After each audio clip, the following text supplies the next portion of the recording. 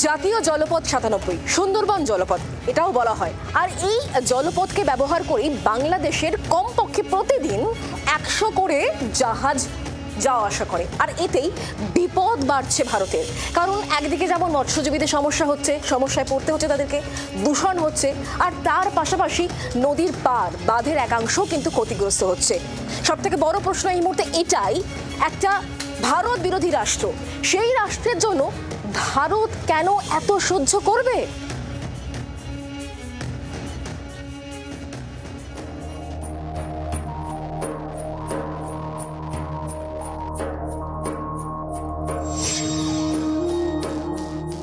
গত মার্চে এই নিয়ে সংসদে সুর চড়িয়েছিলেন জয়নগরের সাংসদ প্রতিমা মণ্ডল। বাংলাদেশি জাহাজের জন্য ক্ষতি হচ্ছে সুন্দরবনের, দ্রুত পদক্ষেপের দাবি করেছিলেন তৃণমূল সাংসদ।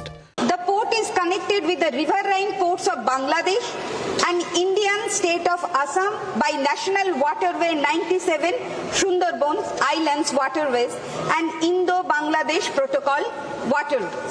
Every day, more than 100 large cargo ships come from our neighboring country Bangladesh to India for trading purpose by using the waterways of Sundarban.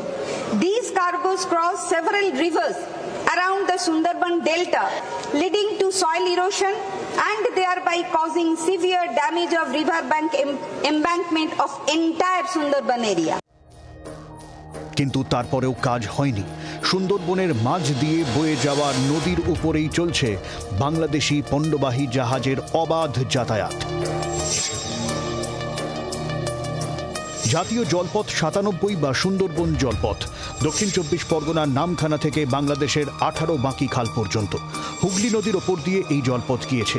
Kolkata হলদিয়া থেকে বাংলাদেশের খুলনা, মোংলা, চট্টগ্রাম বন্দর রুট এই জলপথে, যা সুন্দরবনের মধ্যে দিয়ে রোজ কমপক্ষে ১০০-র বেশি বাংলাদেশি কার্গোর যাতায়াত।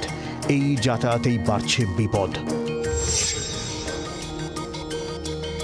অভিযোগ, সুন্দরবনের ছোট বড় অসংখ্য নদী বাঁধ ক্ষতিগ্রস্ত হচ্ছে, ভাঙছে নদী পার।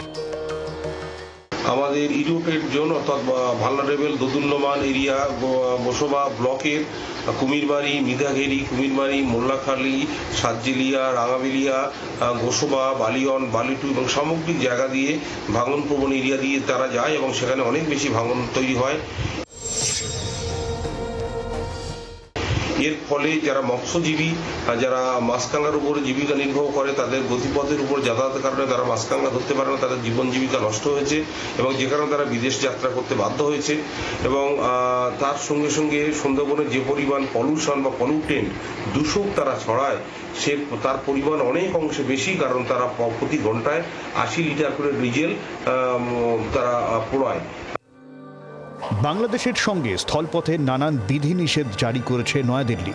দাবি, সেই চাপটা এসে পড়ছে জলপথে, ফলে বাংলাদেশি জাহাজের যাতায়াত বেড়েছে আরও। বড় বড় ঢেউয়ের ধাক্কায় দুর্বল হচ্ছে নদীবাঁধ।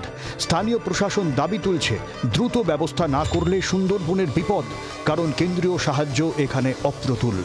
বাংলাদেশি জাহাজ বিপদ বাড়াচ্ছে সুন্দরবনের। ক্যানিং থেকে প্রসেনজিৎ সর্দারের রিপোর্ট, জি২৪ ঘন্টা। বাংলার আওয়াজ, বাঙালির আবেগ, জি২৪ ঘন্টা।